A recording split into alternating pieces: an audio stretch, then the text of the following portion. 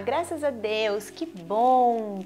Eu louvo ao Senhor pelo seu cuidado, por essas oportunidades, fazem parte do cuidado de Deus com a minha vida, essas oportunidades que eu tenho de falar da palavra, daquilo que tem fortalecido a minha vida, graças ao bom Deus, tudo é graças ao Senhor, que desde pequenininha eu sempre assim me inclinei para as coisas de Deus. E Deus, Ele cuidou de tudo na minha vida, sabe?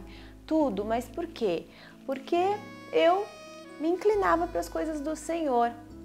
A minha alegria, o desejo do meu coração era estar na casa de Deus. Os meus amigos sempre foram amigos que compartilhavam da mesma fé, né? Amigos, eu não digo para você se isolar ou se afastar das pessoas que não compartilham da tua fé, mas amigos, aqueles de andar junto, aqueles de estar na sua casa, desde pequena, sempre foram os meus amigos da igreja. Eu conheci o meu esposo na igreja, né? A gente cantava, eu cantava, ele tocava contrabaixo na mesma banda.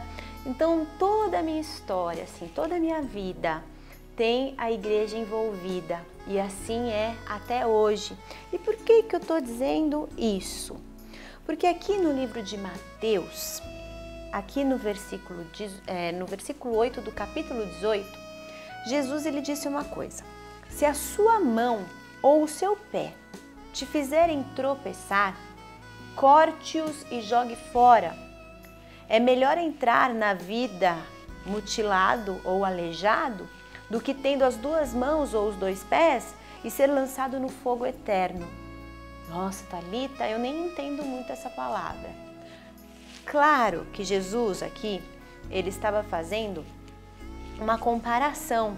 Não é para você arrancar, né, literalmente a sua mão, o seu pé, se eles te fazem pecar. Claro que não. Aqui era uma comparação para que você entendesse que aquilo que você fazia antes, aquilo que você era antes de conhecer ao Senhor Jesus, você não pode fazer mais.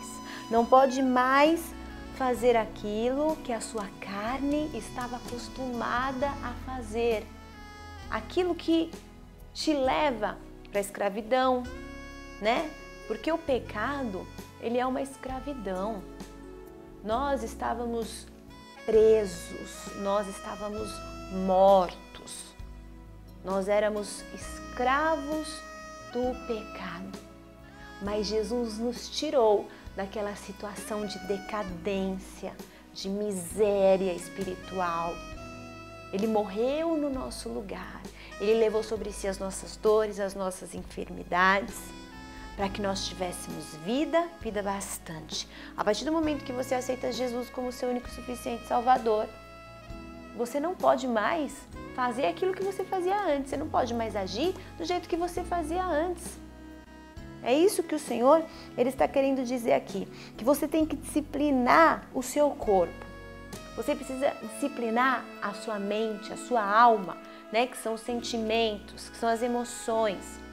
Você precisa decidir andar de acordo com a sua decisão. Você não se decidiu por Cristo, então você precisa andar como Cristo andou. Porque Jesus, quando estava aqui na terra, ele não tinha poderes, né?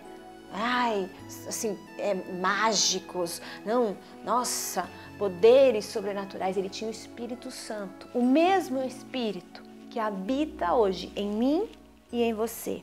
A nossa vida com Cristo é feita de decisões, de escolhas. E nós sabemos que nós temos que nos dar bem com todos, mas nós não precisamos nos associarmos a todos. Mas como assim, Thalita? Porque há pessoas, queridos, que nós precisamos nos afastar para agradar a Deus. Você sabia disso? E o Senhor sempre Ele cuidou de mim. Porque que comunhão pode haver entre luz e trevas? Nenhuma. E eu não estou dizendo para você de pessoas que né, os crentes, né, costumam dizer assim, estão no mundo. Não, tem muita gente na igreja que ao invés de ser luz, é treva. Sabia disso? Por quê? Porque não se sujeita a Cristo, não mudou a sua forma de pensar. Por isso que Jesus disse, se a sua mão ou o seu pé te fizerem tropeçar, corte-os e jogue fora. Ou seja, você precisa arrancar isso aí daí, você precisa tirar de você, de dentro de você, sabe? Tudo isso que te faz pecar, tudo aquilo que ainda está te fazendo escravo, porque você não é mais escravo, você é livre em Cristo, mas para ser livre em Cristo Jesus, você precisa andar como Ele andou, você precisa saber que nem tudo e nem todos convém a você. Para a gente terminar, no livro de Hebreus, ele diz assim, portanto, também nós, uma vez que estamos rodeados por tão grande nuvem de testemunhas, livremo-nos de tudo que nos atrapalha e de todo o pecado que nos envolve, e corramos com perseverança a corrida que nos é proposta, tendo os olhos fitos em Jesus, o autor e consumador da nossa fé. Ou seja, livremo-nos de tudo aquilo que atrapalha, tudo aquilo que atrasa, tudo aquilo que tem te feito ficar bem longe do propósito de Deus para a sua vida, ainda que isso seja se afastar de algumas pessoas para agradar a Deus.